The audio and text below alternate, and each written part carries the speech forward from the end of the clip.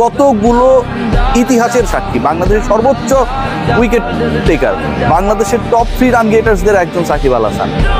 সাকিব আল হাসান বাংলাদেশের second test centurion, নিউজিল্যান্ডে গিয়ে 217 করা ক্রিকেটার, ম্যানি অ্যাচিভমেন্টস। এখন সাকিবকে আমরা তুলনা করছি বা সাকিবের তুলনা করার আমরা চেষ্টা করছি কে গ্রেটেস্ট, সেই আলোচনায় হামজা চৌধুরীর সাথে, যিনি জাতীয় দলের জার্সিতে এখন পর্যন্ত একটা সিঙ্গেল ম্যাচও খেলেন। কত বড় অপদার্থ চিন্তা ভাবনা হলে, কত বড় মেন্টাল ব্লকেজ থাকলে আসলে এই কথাগুলো আমরা বলতে পারি। এই কথাগুলো সাধারণ মানুষ বলতে পারে, কোনো সমস্যা না, কিন্তু আপনি যখন দায়িত্বশীল জায়গায় রয়েছেন তখন যদি হামজাকে সাকিবের সাথে তুলনা করেন, ফুটবলকে ক্রিকেটের সাথে তুলনা করেন, একজন ক্রিকেটার বাংলাদেশের হয়ে কত কিছু অর্জন করেছে, এটা 11 জনের খেলা, একলা বাংলাদেশকে বিশ্বকাপ সাকিব আল হাসান জিতে দিতে পারবে না, যেমন হামজাও পারবে না।